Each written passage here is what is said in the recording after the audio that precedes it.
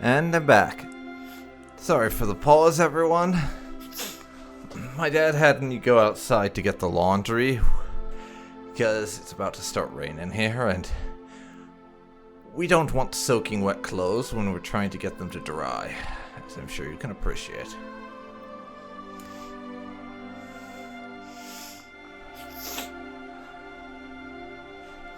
So, I'm just sort of watching Russia at the moment, is all I'm doing, because there's not a lot going on this early on. Another of those Chinese randos has got themselves annexed. And my 3 early research options are done. To which Chinese rando? It's the one up there. Meaning the Anqing is probably going to win this just because the left KMT, they have this tiny space left. Is all they've got, and Anqing has all that. So left KMT's not got great odds if you ask me.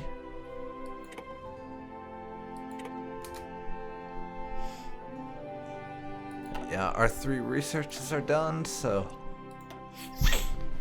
I can go for a few more now. And I think, first of all, heavy fighters. Just so we can have some fighters better suited for escorting our bombers, should it come to that. Besides that, it's not 1937 yet, so I'll hold off on this, but I'm gonna get concentrated industry. I tend to change my mind a lot on whether I want concentrated or dispersed. So there's not really a particular reason behind me doing that, to be perfectly honest. But I'm doing it nonetheless.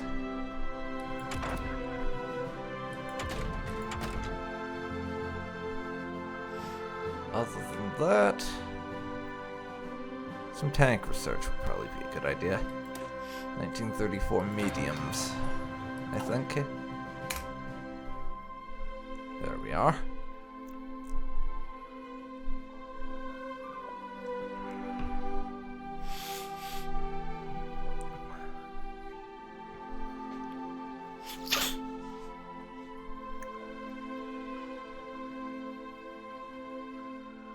Alright. Looks like the Russians have... No, I take it back. They haven't stopped advancing towards the Ekaterinburg. They're just taking their time. Let's see. Venezuelan... Been approached by an officer from the Venezuelan military looking to buy a modest amount of artillery pieces to refit their troops. While we will obviously have to part with some of our arms stockpile, it would be a rather lucrative contract that would stimulate our arms industry. Well, sounds like a good deal to me. 5% less on consumer goods factories for a month. It's only 100 artillery pieces. Not like we'll miss it that much.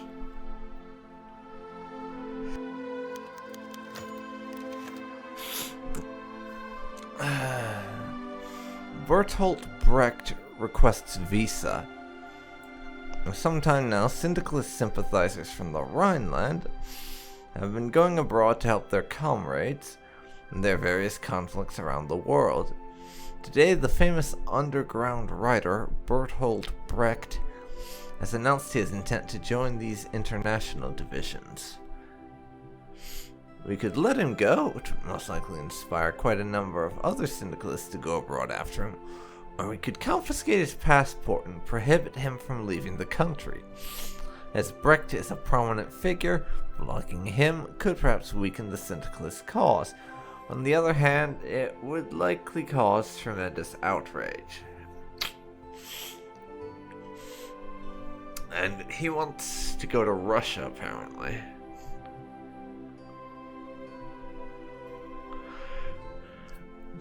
I think not. You can stay where you can be watched, my friend.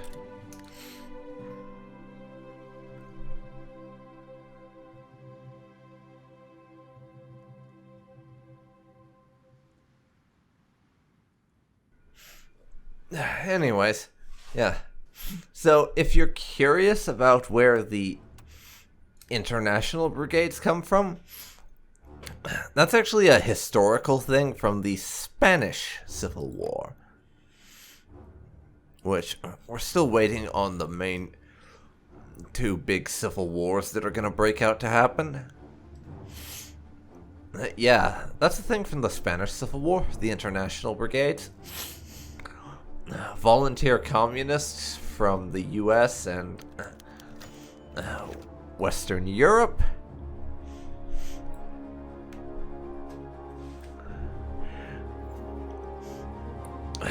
Went to Spain to fight for the Republican government against Franco and his nationalist movement. So, that's the origin of that particular thing, if you're curious.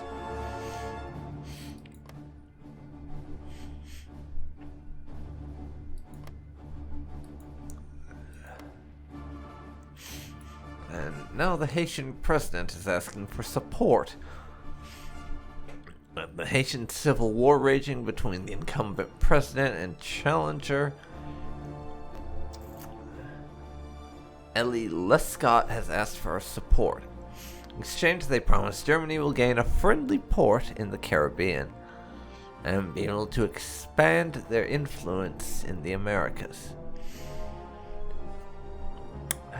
Sure, we'll back them. Not saying we'll actually do anything in support, mind you, but we will say they have our support. They'll speak the words. And reviewing the 1934 naval program now. With it well underway, it's incumbent on us to choose how we wish to continue. After all, priorities in the shifting sands of modern naval warfare seldom stay the same for long. God, why was that so hard to say? And I will begin the construction of a pair of carriers, as clearly carriers are the future for naval combat, so we should have more of them. That is my professional assessment. Constitutionalist victory in Bulgaria. Tsardom of Bulgaria, one of Germany's allies in the Weltkrieg, has been seen as the stable hegemon of the Balkans for the past 2 decades. In truth, however, the nation has withdrawn to internal affairs, going from political crisis to political crisis. And this year, these internal tensions have culminated in a showdown between 3 separate political forces. The Petorka, an alliance of political parties seeking to defend the Bulgarian constitution, has come out on top, forcing the monarchy to abandon numerous authoritarian acts and amend the constitution to allow for a truly constitutional monarchy in Bulgaria, reversing a long trend of authoritarianism. Could this idealism last? Yeah, probably not. And these democratic, idealistic mooks are going to have to fight Romania, Greece, and Serbia soon. So that's going to be fun, I'm sure. Rise of the Socialist Anti-Colonial Committee. The word has spread. The Commune of France, alongside other members of the Internationale, has established a Socialist Anti-Colonial Committee. The committee aims to support the cause of Arabs and Africans in liberating their homelands in the hands of colonial powers, particularly the remnants of the French state. This body will coordinate the syndicalist powers' actions in North and West Africa. Our intelligence reports show that a small influx of Egyptian left-wing radicals who want to fight for the revolutionary cause are also arriving on French territory. While we are not at war with the Commune of France or any syndicalist country for now, should be very cautious. A worrying development. And yeah, the "for now" is the important bit there, because I think it's basically inevitable that we're going to wind up at war with the Frenchies and their fellow syndicalists. That's pretty much a given. Anywho, Imperial restructuring is done now.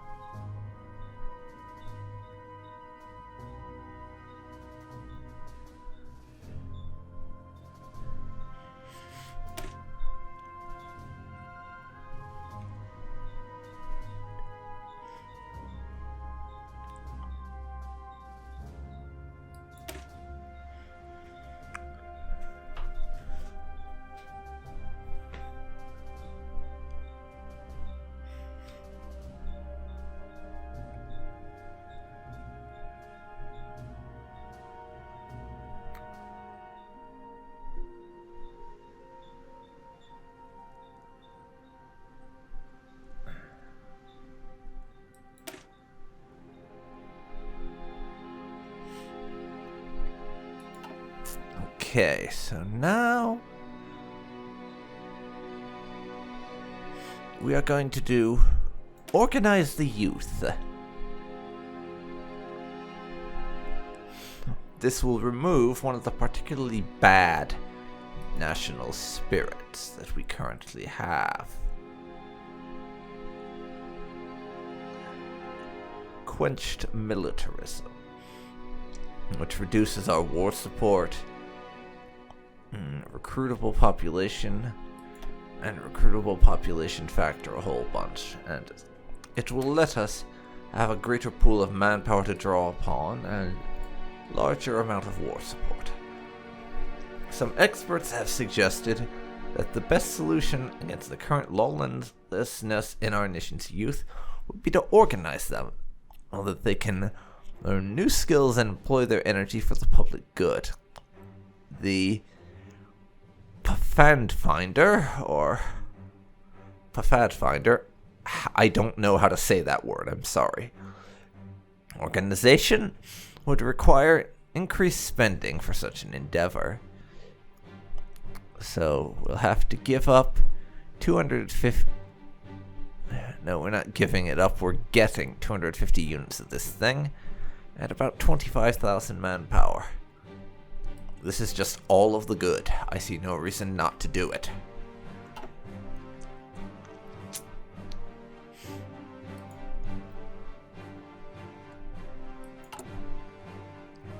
Let's see here. Spirit of the Academy. Which... we could get one of these, but which one fits us best?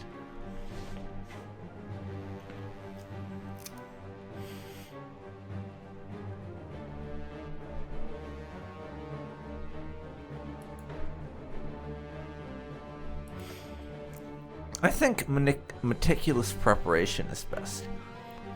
And so more planning and logistics can always be a good thing. There we go. Now,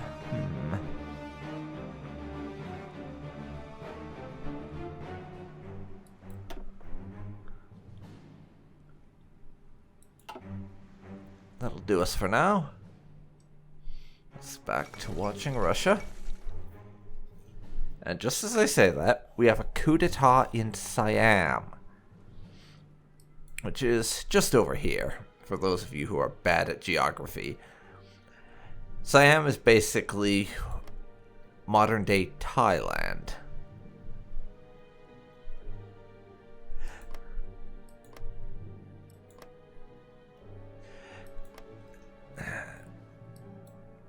If that helps at all. News emerged from Bangkok today that a group of officers and intelligentsia, calling themselves the Kana Ratsadan, or People's Party, had successfully seized control of the government. Key government officials are under arrest, and the king and his heir are said to be safe and well looked after by the new government. statement was issued by the new Prime Minister announcing that this is not a military coup, but rather a peaceful transfer of power while a constitution is put in place.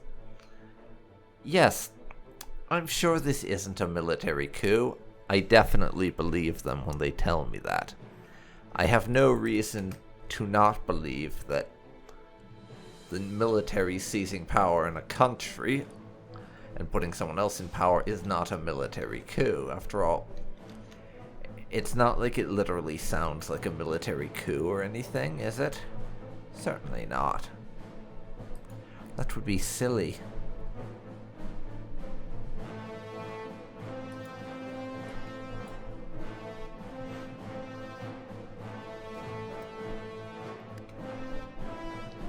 Why would anyone think that was a military coup? Oh yeah, because it is a military coup. They're just labeling it different. That would be why.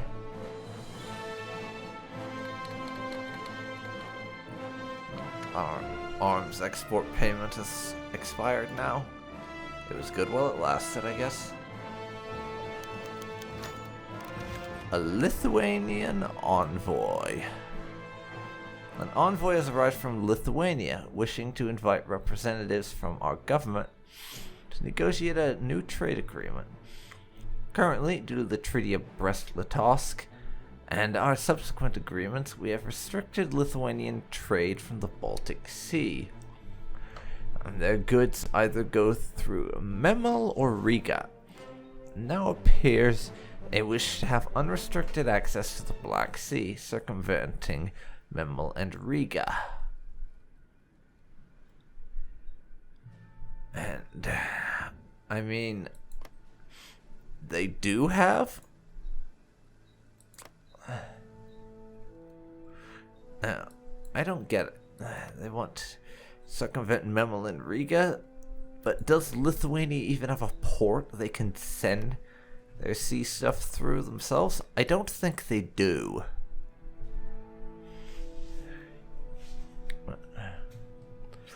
We could either let them or refuse. To be perfectly honest, I don't see why we would agree to this. The current agreement has obviously been very profitable for us Germans, and it benefits us greatly, which... that's the purpose of vassal states, after all, to benefit the overlord. Lithuania is our vassal. Their current situation benefits us, the overlord, so no, we shall keep the restrictions. Construction level 1 is now finished.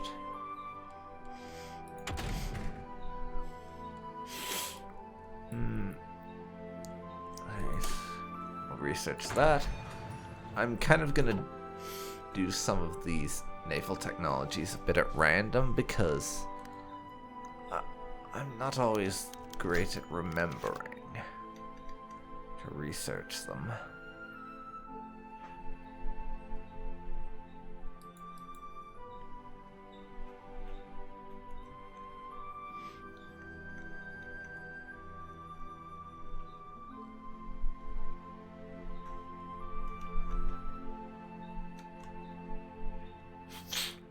Ethnic conflict on Sri Lanka. Ceylon Island is settled by Sinhalese and Tamils, who have battled for supremacy on the island for ages. With Black Monday wreaking havoc on our economy and colonial administration, disobedience from the native populace is becoming intolerable. Our presence on Ceylon, crucial for its supplies of rubber, is becoming increasingly precarious. Damn those nationalists. Why can't they just be nice and passive and obedient? All we ask is they do everything we ask them to without question. Is that such an unreasonable demand, really? I don't think so. And in other news... it appears the Russian Socialist Republic has taken over in Russia. That being said,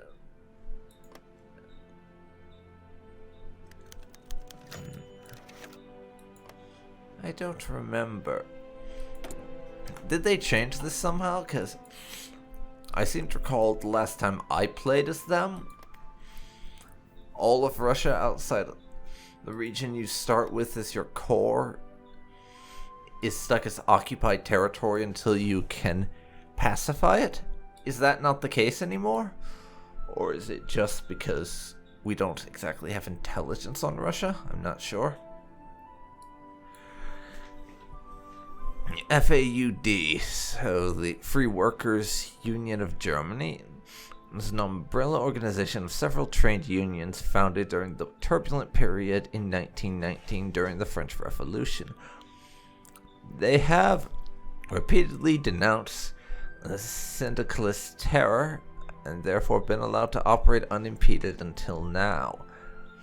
However, our intelligence services have produced definite proof that their leaders are in contact with syndicalist organizations in other nations, such as the CNT-FAI in Spain. They also suspect that some members may be directly plotting against the Kaiser.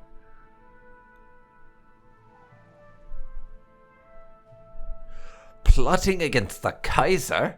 This cannot be allowed. Jail the leaders and ban the party. Force them underground. See how you like being an underground illegal organization. Filthy socialists. Speaking of filthy socialists, the dust has finally settled in Russia. Today the world wakes up to a new Russia. Russia is controlled by Alexei Rykov's syndicalist forces. The geopolitical situation of the world has changed drastically, as now Germany faces the threat of syndicalism from two fronts. The syndicalist government in Russia has begun to rebuild. Another world can only wait and see what comes next. A new era for Russia. And yeah, this is not going to be a fun Russia to deal with. Definitely not. Despite their best efforts and our generous support, the Republican government of Russia has collapsed in the face of the socialist forces' onslaught. This is nothing less than an utter catastrophe. The newly empowered Russian socialists are all but certain to align with the Commune of France, the Third Internationale, reviving the dreaded specter of another two-front war. However, the Russian Socialist Republic will need time to recover from the devastation of the Civil War, time we must use to extend our protection to any countries endangered by the new regime. Poland, Finland, and the Caucasus all stand unprotected. Let's do whatever we can to protect them, as they fall to the incoming Russians. Fortunately, we have already lost the Donbass Union to the Russians, so it's just Georgia and Azerbaijan that are left. But Finland and Poland we will offer protection to.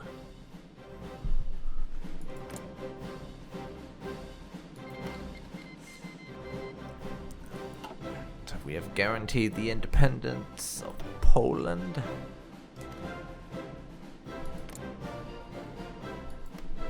And Finland, we're still waiting on a reply, it would seem. And Finland, we haven't just guaranteed their independence, they've joined the Reichspakt.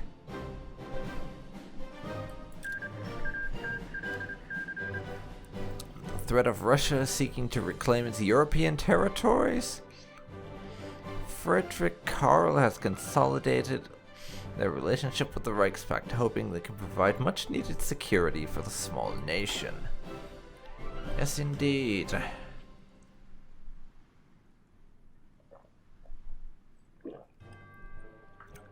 Now, the ideal situation would be to get Sweden to join.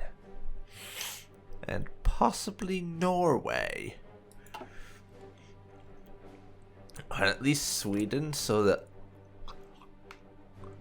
we would have a Sweden and potentially Denmark. Though Denmark, they don't have a great track record of participating in the Weltkrieg, because it tends to be the case that they will peace out the moment the war starts. Somehow. But yeah, getting Sweden in on this as well would be nice. We could get all the Nordic countries in the Reichspakt. That would be a significant obstacle to Russia. At least on the Nordic front.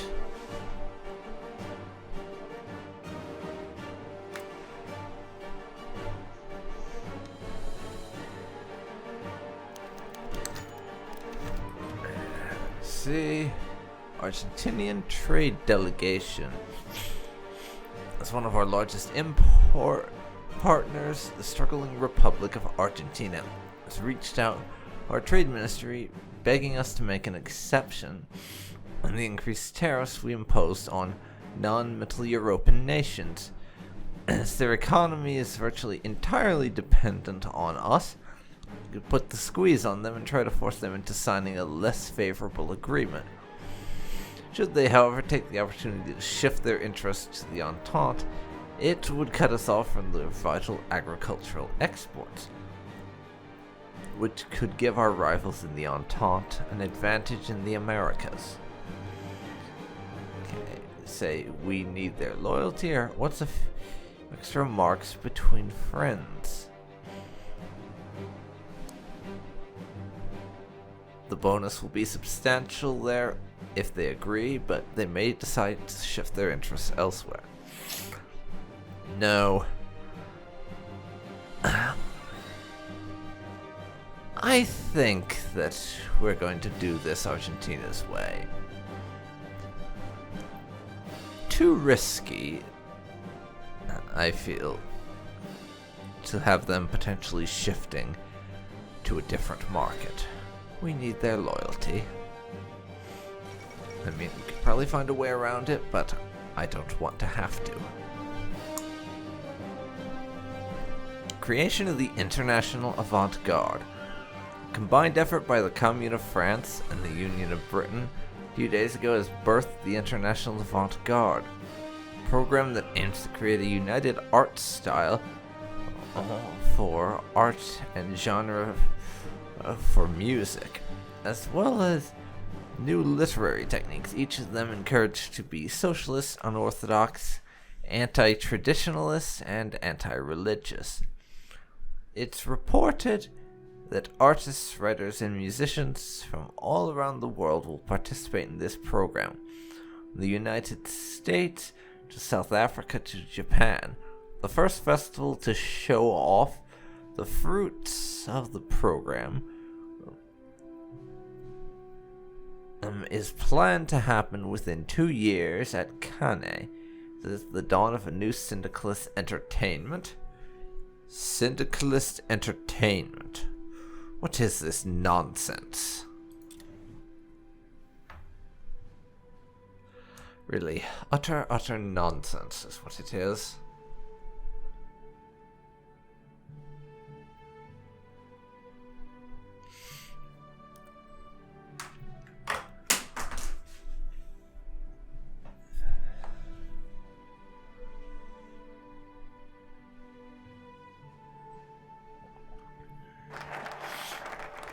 The youth has now been organized, meaning we have a bit more manpower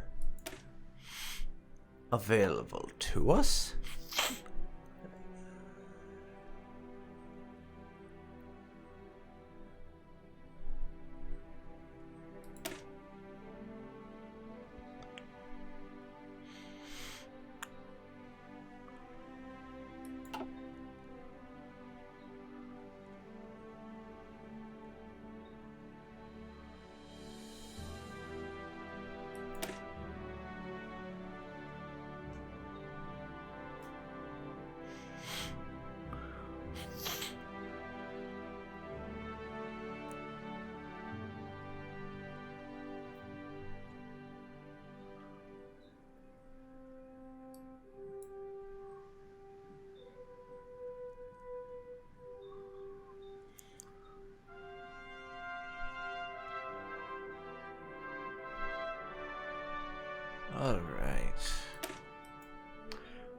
see. I think I'm gonna go further down Imperial restructurings.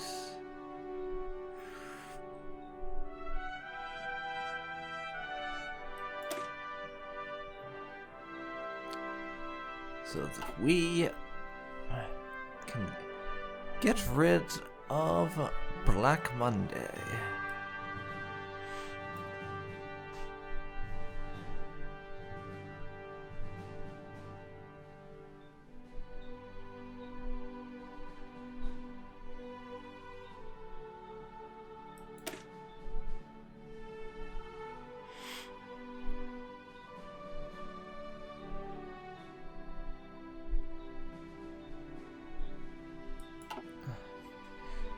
Let's see here.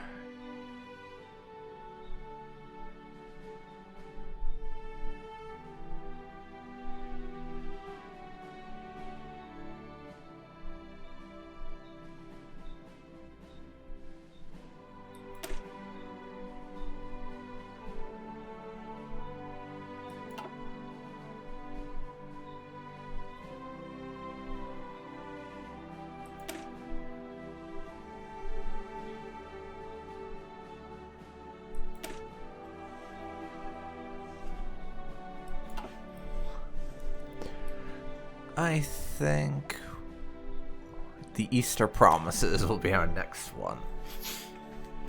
Yes, we're going to be doing a little bit of democratizing Germany again.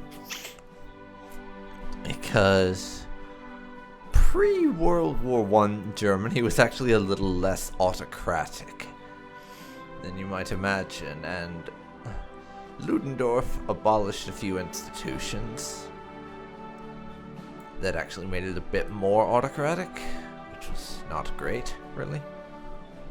On April 7th, 1917, when the war was at its very worst, after the horrifying Turnip Winter, the Kaiser promised substantial reforms and the abolition of the three-class voting system in Prussia. However, he promised all that without offering an actual date. It might be time to remind the Kaiser of his promises. I didn't know he actually did that, but yes. Good old Kaiser Wilhelm. Ever the politician, this one. Promising things without actually being specific. Very politician, that. And we have some unrest in the Rhineland, apparently. Workers in the Rhineland are protesting against the recent anti-leftist actions of our government, especially the scandalous crackdown on the FAUD, which many Rhenish citizens had viewed as a legitimate institution free of serious syndicalist influence and strong in its support for the working man. Hopefully this will not cause tragedy. So we lose some more political power. Factory output goes down by 10% because we have a workers' strike ongoing. Yeah, don't strike too hard, workers, or I may have to send in the army. Just saying.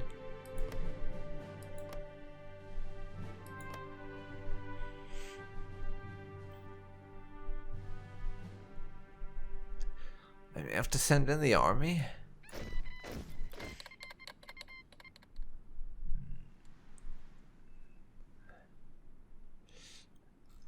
Indo-Chinese Union. Oh my. It would appear that there are syndicalists over here in East Asia.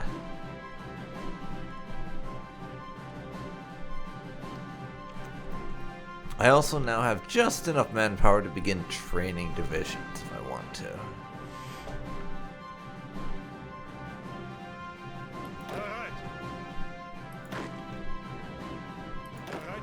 Let's see if I unsign you guys.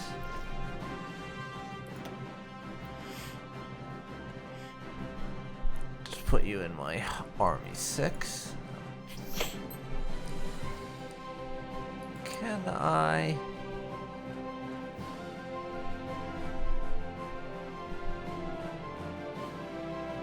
can't send volunteers, unfortunately.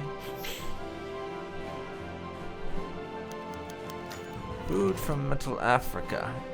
Thanks to the initiative of the new colonial administration, Middle Africa is now producing grain and canned foods in significant quantities.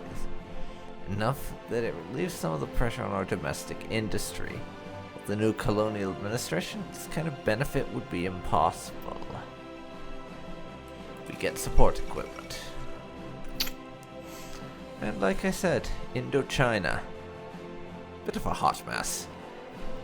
After the Weltkrieg, Germany seized French Indochina, but stability wasn't restored until Germany crushed the South China revolutionaries in 1926. Now Indo-Chinese nationalists and leftists, under a coalition government called the Viet Minh, have risen up against the colonial regime.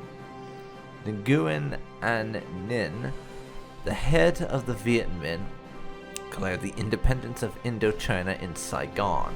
After paying homage to the resistance of Asian people, he condemned the brutal German oppression of Asian people and affirmed the Indo-Chinese people's commitment to the unity of Asia.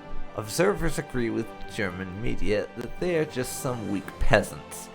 German garrison forces or even the police in the Far East can easily suppress the Viet Minh. And indeed, they are surely not model colonial subjects.